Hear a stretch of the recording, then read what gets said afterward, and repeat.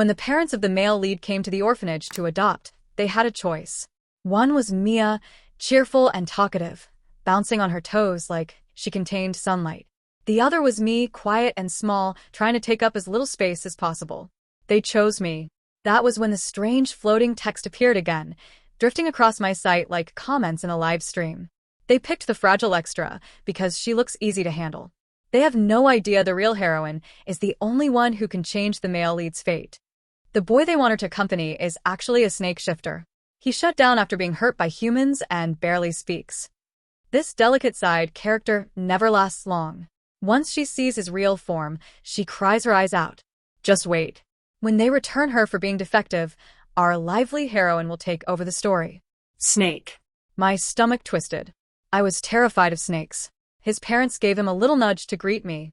The boy stepped forward with an unreadable face and wrapped his arms around me.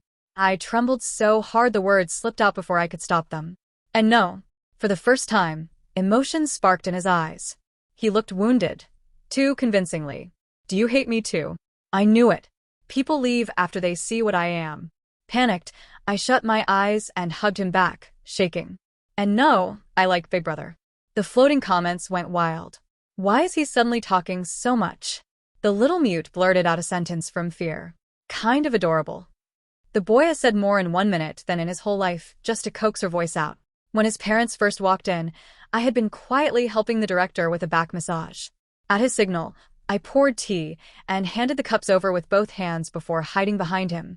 The woman's eyes sparkled. She hit her husband's arm like she was trying not to squeal. This is exactly the kind of daughter I pictured. The man chuckled and calmed her down. Let's ask her a few things first. He crouched slightly to meet my eyes. Sweetheart, how old are you? Heat rushed to my cheeks. I twisted the hem of my shirt, unable to speak.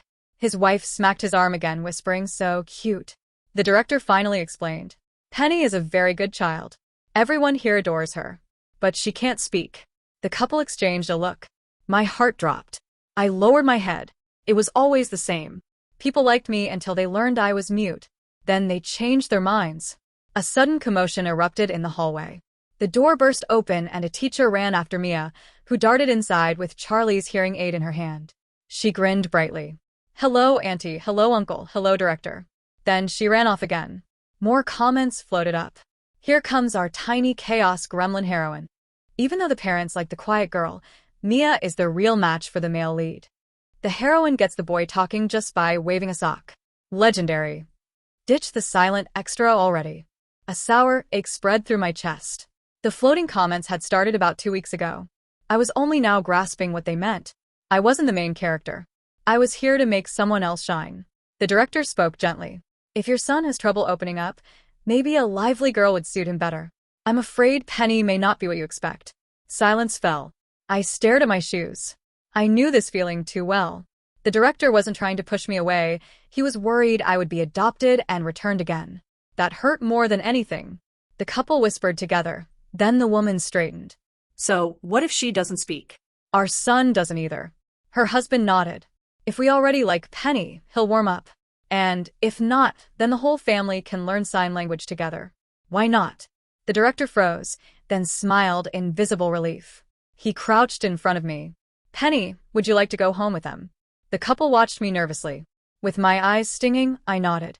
Once we were in the car, the woman pulled me close and planted a kiss on my cheek. I finally have a daughter. Her husband laughed as he started the engine. And I finally get a break from staring at that grumpy boy all day. My face burned. I stared at my hands, overwhelmed by the warmth in their voices. Mom smelled nice, like clean laundry and flowers. Their home was enormous, bright, and spotless. The housekeeper had already set out an entire meal, steam rising from every dish. A boy in a crisp white shirt sat at the table. He was striking, like a character drawn with careful lines. Before I could gather my courage, Mom and Dad pulled me forward, eager to introduce us. He looked at me once, expression unreadable, then stood and silently walked upstairs. The floating commentary started again. The male lead is disappointed.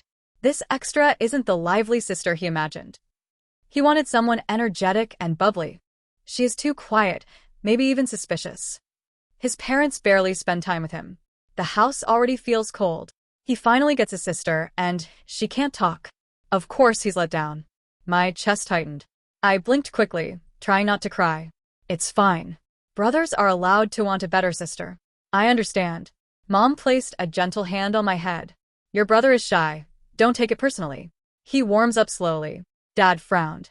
That attitude was uncalled for. I will talk to him later. Penny, are you hungry? Let's eat. Mom leaned closer, checking the dishes. Do you see anything you like? I looked up, forcing myself to smile. They were so kind. Even if they send me back one day, I want to treasure every moment with them. Even though my new brother clearly wanted nothing to do with me, the food was incredible. I had never tasted anything like it. Every dish was delicious. At first I only dared take tiny bites and hide behind my bowl of rice. But Mom and Dad kept piling food into my bowl. Honey, look at the way Penny eats, Mom giggled. Like a little hamster. Right, her husband said. Makes me hungry just watching her. Mom grabbed her phone. I am taking a picture and sending it to that stubborn boy to make him jealous. No, I am posting it in the family chat so everyone can be jealous, Dad joked. Thinking I might be sent back tomorrow and never taste a meal like this again made my chest ache. I pushed the thought down, grabbed a drumstick with one hand, and used the spoon with the other. I ate like I was storing energy for winter. Later, tucked into a soft perfumed bed, I let out a tiny satisfied burp. I was drifting off when something made me open my eyes. A small black snake lay curled on my pillow. Under the moonlight, its scales glimmered. It lifted its head to look at me. Blood drained from my face. I yanked the blanket over my head and trembled. New lines of text floated across my vision. Is the male lead trying to scare her? His real form is a snake. Humans traumatized him when he was young, so he became cold and silent. This extra tried sucking up to him, but cried the moment she saw his true form. If the heroine had not been adopted by that infertile couple 2 days ago, the extra would not even be in this house. Do not worry. Once she gets returned, our little demon heroine will take her rightful place. My shaking got worse. The meaning was painfully clear. That snake on my pillow was my brother. Director Grandpa, I want to go home. Breakfast was torture. I was so tense my hands kept shaking, but I did not see my brother anywhere. Little by little my nerves eased. I tried everything I could think of to avoid him. Even going to the bathroom turned into a stealth mission. I held it as long as possible, then peeked into the hallway through a crack in the door. If the coast was clear, I tiptoed out, hurried back and locked myself in my room. Safe. I wiped sweat from my forehead after every escape. To keep him from slithering under my door, I wedged thick books in the gap. I closed every window. I checked corners like a nervous spy. Days passed without a sighting. I secretly let out a breath of relief. But under the same roof, I knew this peace could not last. Sure enough, 2 days later, Mom and Dad brought him to me. They were determined to show the world how united our new family was and almost pushed him toward me for a hug. My cheeks burned. I could not refuse or speak up, so I just froze. Mom and Dad waited downstairs, full of hope. My brother walked up the stairs quietly, lowered himself to my height, and opened his arms. Fear made my voice slip out. And no, his eyes brightened like a spark had been lit. He stared at me for a long moment, then leaned close and whispered in a rough voice, "You can talk." I pressed my lips together hard and shook my head. He kept watching, something unreadable flickering in his eyes. The floating comments went wild. She can talk. Why was she silent before? Do not forget. She could always speak. She has trauma. Her mother had her out of wedlock and hid her in the basement after remarrying. She was not allowed to make a sound. She cried once when she saw a rat, and the stepfather discovered everything. He left the mother. The mother blamed her for ruining the marriage and abandoned her at the orphanage. Since then she stayed silent. She thought her mother gave her up because she made noise. This poor kid is a victim too. As I read the lines, I lowered my head.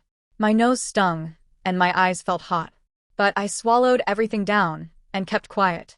After that, my brother suddenly liked hovering near me. Mom and Dad were practicing sign language from a tutorial on the TV. Meanwhile, he sat beside me with an orange in his hands, peeling it carefully. Mom clasped her hands under her chin. Look at Leo, peeling fruit for his sister. I knew adopting Penny was the right decision, Dad said. Leo is changing too. Look at him. He is actually sitting with us instead of locking himself in his room. Leo finished peeling the orange and held a slice to my lips, smiling. I opened my mouth, terrified. Sweet, he asked softly.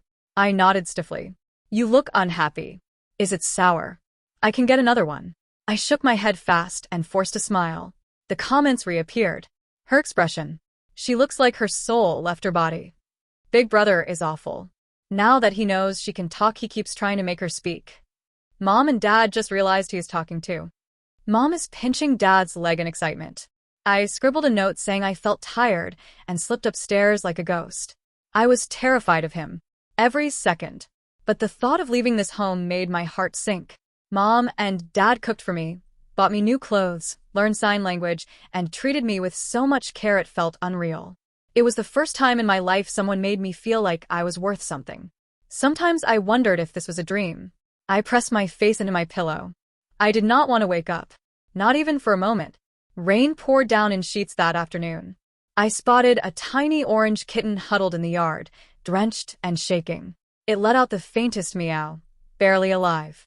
I carried it under the porch and warmed some goat milk for it. The kitten managed 2 licks before going limp. It looked frighteningly still. Panic rising, I cradled it close and spun around to go find Mom and Dad, only to run straight into Leo. He eyed me suspiciously. Why are you running around? I instinctively hid the kitten behind my arms. What is that? I shook my head quickly and took a step back. He stepped forward. The kitten let out a soft meow. My stomach dropped. Leo jerked backward like someone had poked him with a hot fork. Where did that sound come from? The kitten squirmed, so I gently set it down. As soon as its paws hit the ground, it waddled toward him, fascinated. Meow. Leo inhaled sharply, as if facing a terrifying monster. He grabbed a small twig from a nearby plant and held it like a weapon. Go away, he said in a shaking voice. I stared, mouth open. Floating comments burst into laughter. The mighty snake king undone by a palm-sized fuzzball. Natural enemies. Snake meets baby tiger. First time Penny sees him more scared than she is. The kitten rubbed its head on his pant leg. Leo sat down on the ground in defeat. Dad also had a fear of cats. That meant we could not keep the little one. But Mom posted a picture online, and someone responded right away. Our neighbor's son wanted to adopt it. He was around 11 or 12, thin, glasses slipping down his nose. He looked like someone who always won first place in class. He accepted the kitten carefully and thanked me in a quiet voice. I tapped his arm and handed him a note. Thank you, big brother. The kitty eats well and goes in the dirt. Please take care of it. His cheeks turned pink as he read it. I will, he murmured. Once the kitten left, Leo finally relaxed. He caught me watching him and turned away, awkwardly rubbing his nose. You cannot mention this to anyone. Their first shared secret. Brother and Penny forming a tiny alliance. School was about to start. I was relieved I would not have to be around Leo the entire day. Maybe my face said too much, because he suddenly found a small children's bike and insisted on teaching me to ride it. Mom and Dad looked thrilled. Only I noticed the faint pattern of scales shimmer on his forehead. Snake scales. My knees went weak. I gripped the handlebars like my life depended on it. Even with him steadying the back, I wobbled like a leaf. I am letting go now, he announced. Terrified, I squeaked and no. He let out a small laugh. Do you know any words other than no? I pressed my lips tight. Motivated by pure fear, I learned to ride in half an hour. I just wanted to escape his snake, Aura. But he refused to stop there. He dragged out a basketball and declared he would teach me that too. Mom and Dad set up chairs to watch. Even the housekeeper and driver treated it like a show. I swallowed my refusal and tried. The hoop looked impossibly high. I was small and light. I could not get the ball anywhere near the rim. My arms burned. Sweat ran down my back. Leo kept correcting my stance patiently. Mom and Dad whispered happily like they thought I was a budding athlete. The truth was, at the orphanage, I had always finished last. Running, jump rope, even ping pong. Teacher sighed. Kids snickered.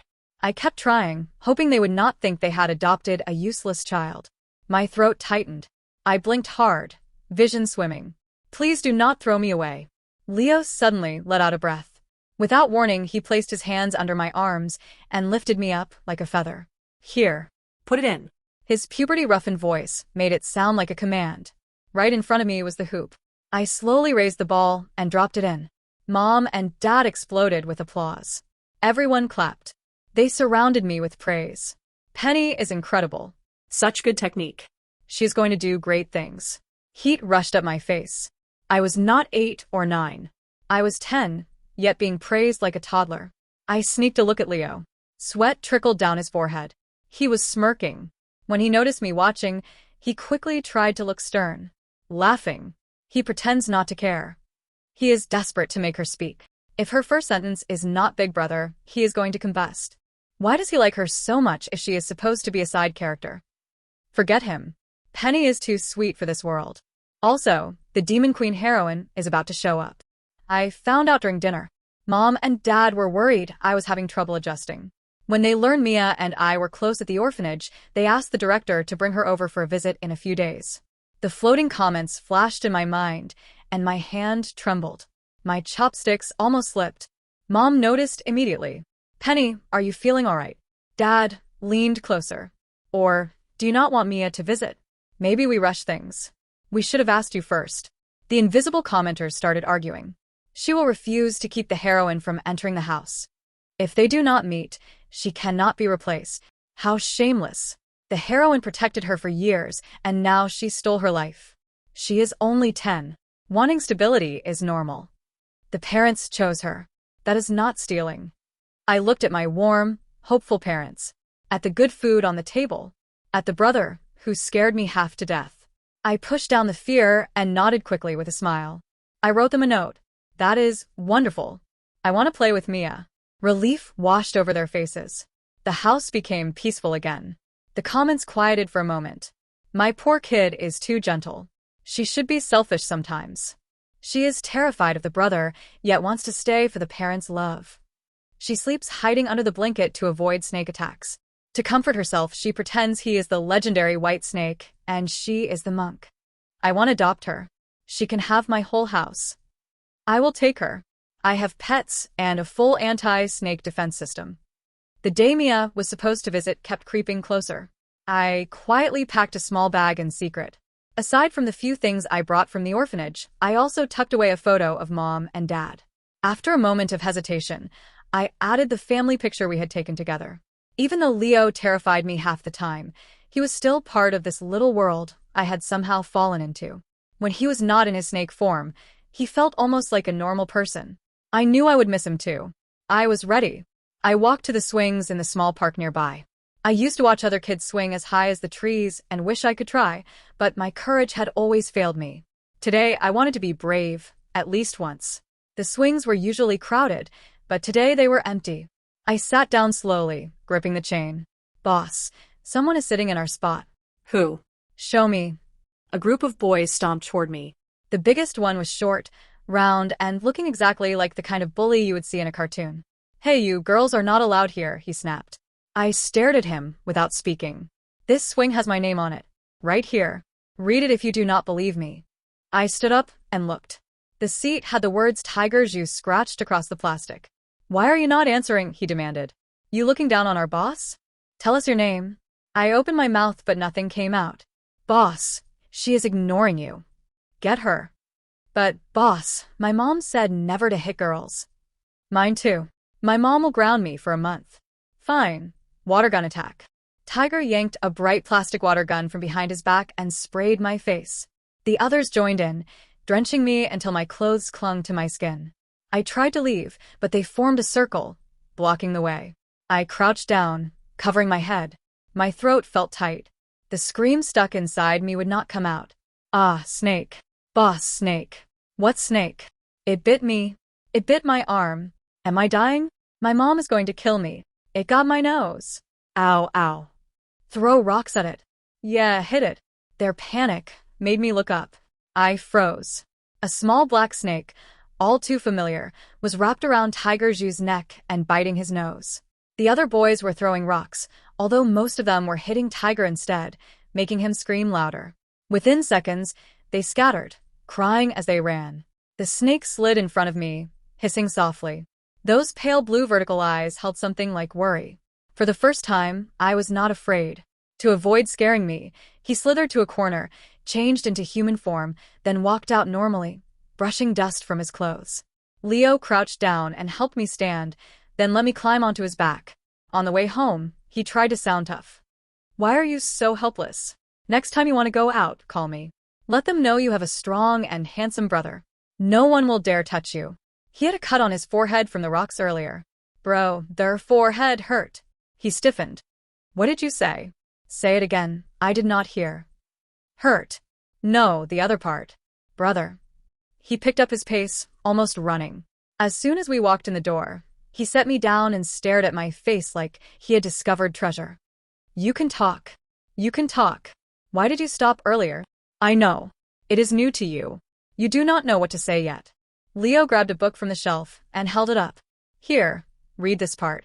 I will read it first, then you follow along. Flying clouds turn into dragons and snakes. Does he have some kind of condition? He never stops talking. My head was spinning. I turned away and covered my ears. He walked around me and pointed at a character on the page. What is this one? Get it right, and I will buy you ice cream. I stared at him in silence. I was in 2nd grade. I knew how to read the word snake. This one says snake. Snakes are mysterious creatures, powerful, elegant. He rambled for a good while, then finally asked, Did you know I am one? I gulped and nodded, stepping back instinctively. Are you afraid of me? I hesitated, then shook my head slowly. In that case. He bent down and looked into my eyes. Can you give me a hug? My heart stopped. The hair on my neck stood straight up. A hug. Hug a snake. I panicked and shook my head fast. Leo went quiet. He lowered his gaze and murmured, Makes sense. Once people see what I really am, they stop liking me. I remembered the floating comments only I could see. They always said he was lonely. If I refused, he would be sad. I closed my eyes, forcing the shaking in my hands to stop. Then I leaned forward and hugged him. I like Big Brother the most. Leo froze. After a short pause, he hugged me back carefully. Yeah. The invisible chat erupted. The next morning, laughter echoed from downstairs and woke me up. Right, Mia was visiting today. I hurried down the stairs. Mia was in the living room, showing Mom and Dad magic tricks she had learned. They were laughing themselves silly. Leo stood off to the side, arms crossed, looking irritated. I slowed down, not wanting to interrupt their fun. Penny is awake, come here, Dad called with a smile. Mia turned at once. Her face lit up and she sprinted toward me, hugging me so tight I lost my breath. Penny baby, I missed you so much. Careful, Leo muttered. Mia ignored him completely. She held my cheeks and kissed me. You gained weight. You look even cuter. Have you been happy here? Did you miss me and Grandpa Director? I nodded. Give me a kiss back then. Embarrassed, I kissed her cheek lightly. Mia squeezed me even tighter. Too cute. I am taking you home. Mom and Dad smiled and stepped aside, letting us enjoy our moment. I took Mia upstairs to my room. She threw herself on my big bed, rolling around. This is the softest bed ever. Do you like it? I asked. She sat up abruptly. Shock filled her face. Penny, you can talk? I nodded. She slid off the bed and hugged me again. I knew you could do it. I was so scared you would not fit in here. We sat together, and I piled plush toys into her arms, the same way I used to do back at the orphanage. My throat tightened. Thank you. Silly. Best friends help each other. She jumped up happily, then noticed the packed bag in the corner. Why are your things packed? Are you leaving? Someone bullied you. She narrowed her eyes and began pacing. It is that grumpy brother, right? I broke one of his models today, and he almost breathed fire at me. It must be him. I shook my head. No one is mean to me. Suspicious, she asked. Really? I nodded again. They are very good to me. Then why leave? I did not answer. I looked at the scrape on her cheek instead. Mia, did your new parents treat you badly? Mia sat on the floor and shrugged. The lady got pregnant. They said I was too loud and too wild and sent me back. Said I would scare the baby. She poked the scratch on her cheek. This was from chasing a dog. Nothing dramatic. I breathed out slowly. Gathering my courage, I said, maybe I can ask Mom and Dad to adopt you. They really like you. Mia shook her head confidently. Do not worry. Another family wants me, in Australia this time. They like that I talk a lot and said I make the house feel lively. I blinked. You are going abroad? Her eyes sparkled. They have koalas and kangaroos. And if I behave, they said they will give me a farm with animals.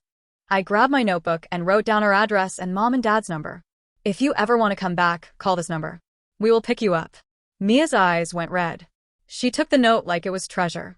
Penny baby, when we grow up, we must stay best friends forever. Forever. Mia had barely left when the sadness settled in.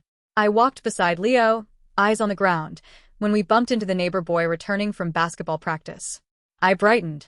Little brother, how is the kitten? His cheeks burned instantly. He's chunky now. Loves canned food and kibble. Ball. I repeated. He nodded, embarrassed. Want to see him? My house is really close. You can come look. He scratched the back of his neck, shy and hopeful. I glanced at Leo for approval. Leo rested a hand on my shoulder with a smile that wasn't a smile. Next time we will go together. He really stressed the word we, which was strange since he was terrified of cats. The moment the neighbor boy left, Leo clicked his tongue. That kid is suspicious. Don't hang around him. I blinked, confused. He seems nice. Leo grumbled. Brother. You call everyone that. Took me weeks to coax you into speaking, and that kid gets full sentences? Unfair. He leaned down, expression serious. Penny, listen. You are cute. People will be drawn to you. You need to say no sometimes, especially to weird invitations. Never go to strangers' houses alone. If you really want to go, take a grown-up. His tone hardened. And if anybody touches you where they shouldn't, yell no and tell me. I will deal with them. And most important, no dating. Absolutely not. I nodded quickly. Did you hear me? He barked. Loud and clear. On the last day of summer break, I was rushing to finish homework when the floating comments started panicking. Penny, run to the park. Brother fainted. Those kids dumped Realgar on him. Snakes can't handle that. They want to put him in a jar and bring him to school. Hurry. Swing set area. My heart dropped. Realgar? A jar? Pickled snake? I sprinted for the park. Several boys were gathered around a bush. A ring of yellow powder circled Leo, who hung limply with his head lowered. Tiger Zhu poked him with a stick. I shoved Tiger aside and scooped Leo up. You again? Tiger shouted. Boss, it's the girl the snake bit. Tiger folded his arms. Hand it over. We caught it first. No. He only bit you because you bullied me. I snapped. The boys exchanged guilty looks. He bit my butt last time. Mom smacked me. Same here. Tiger stomped. Enough. Grab it. One boy shoved me. I fell. Stood again. Got pushed again. My new dress smeared with dirt. Mom would be furious. Give us Blackie, the boy yelled. I told my parents already. They're coming. I warned. He hesitated, spooked. Tiger lunged, but just then a man across the field yelled, Stop bullying girls. The boys scattered, shrieking. I bowed to the man, then ran home carrying Leo against my chest. At home, I called for Mom and Dad. They rushed back immediately. I knelt in the living room, crying, holding Leo's limp snake body. When my tears hit his scales, he weakly lifted his head and nudged my finger. I tried offering water, then snacks. He just stared. Mom arrived first and froze. What is that? Dad looked guilty. Honey, remember how I said the snake thing was only 60% possible? Mom glared. You told me no more shapeshifters in this house. Dad coughed. He was that 40%. The floating texts roared with laughter. Mom rubbed her forehead. I should have known. You hid it, so I wouldn't worry. Dad nodded sheepishly. Mom hugged me. Penny, sweetie, you knew? You must have been terrified. Dad shrank under her glare. I shook my head fast. I'm not scared. Just help him. Mom inspected Leo. Does he need a doctor? Or a vet? Dad checked his small body. He's shedding. He'll be fine. He just needs rest. We all exhaled in relief. That night, I placed Leo on a pillow beside mine and tucked a small blanket over him. I even put a piece of chocolate next to him for when he woke up hungry. Dad said young snakes shed for days. He'd be weak, but okay. I lay down and closed my eyes. I wasn't afraid anymore. Brother, Mom, Dad, they were the people I loved most.